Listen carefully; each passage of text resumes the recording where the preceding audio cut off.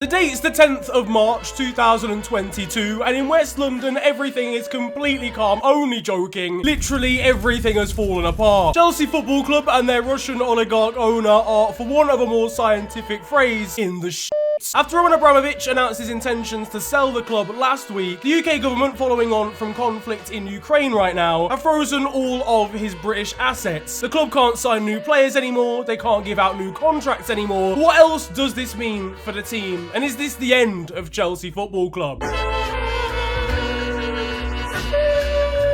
Chelsea pussy or what? Say something. Who'd have thought, after getting bought by a Russian billionaire that has links to Vladimir Putin, things would get political. So yeah, just to confirm to Chelsea fans, bit of a mad one, this one. But again, just to explain this a little bit, because of Chelsea's ownership and Roman Abramovich having been linked to Vladimir Putin, the Russian president, for a number of years, decades even, the UK have imposed sanctions on him, and obviously bleeding down from that onto Chelsea Football Club. They kind of prevent them from running as they normally would. I'll get into the details of that a little bit later on in the video. But it's had quite a few repercussions already. I mean, first of all, if you're a player at the club, you're a little bit concerned right now. Romelu Lukaku's already finding ways back to Inter as we speak. I've got to say, the financial instability at Inter Milan was so much great. Ruben Loftus-Cheek will be back modelling on ASOS before you know it. And without Chelsea giving him an unnecessary amount of money every single week, Callum Hudson-Odoi's career is about to take a turn. But if we're being honest, look, Blues fans, you should have just taken the advice of Frank Lampard from when he was your manager last year. As manager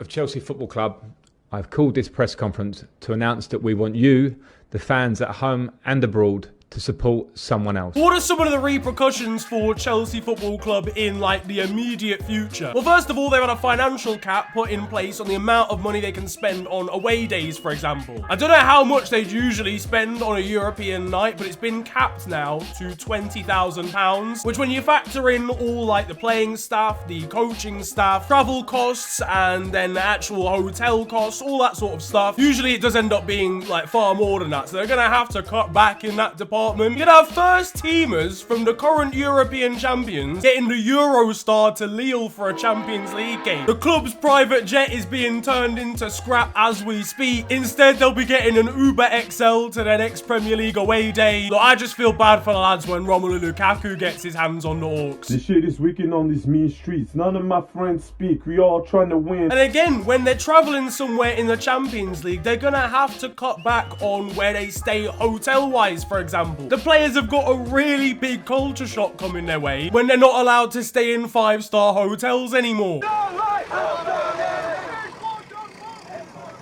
Obviously, the money that they're now going to use for these away days for travel costs, for any other maintenance of the club, has to be money that they have in reserves from other sources. They can't have Roman Abramovich pump any money into the club anymore. And they can't earn revenue from things like ticket sales or their club shop. But they physically had to, like, close their merchandise store down because, again, one of the sanctions is they can't basically sell things at this moment in time, whether it be players, whether it be a home kit from 27 years ago. Anyone who's got like a season ticket already, that's prepaid for, so they can still go to games. There'll be a significant dip in attendances because you can't now buy a singular ticket as a game's approaching. It's a shame that Chelsea can't sell any players right now, because Michael Edwards was preparing a bid of £1.2 million, a Tesco club card, and Takumi Minamino for Reece James. Now, usually what would happen is if like a business owner had all their assets frozen, those businesses couldn't continue to operate until the assets were unfrozen. So in a normal situation, Chelsea wouldn't be allowed to play and stuff. But because they're considered to be like a community entity as a business, they're allowed to keep doing their thing. They can still pay their staff. But as I mentioned earlier, they can't buy new players, for example, and they can't give new contracts to anybody. That's a big problem for Chelsea because they've got Antonio Rudiger, Andreas Christensen, and Cesar Azpilicueta all out of contract when the summer comes around. But I think they want to keep hold of Rudiger, and they're going to have to give him a contract that's essentially an IOU right now. That also means that when all their loan players return from their current spells away from the club, they can't go anywhere afterwards. I don't even think the coaches remember who Baba Rahman is. Matt Miazga's spent more time on holiday in London than he has playing for Chelsea Football Club. How's the kit man gonna deal with all these new entries into the changing rooms? So we don't have the capacity.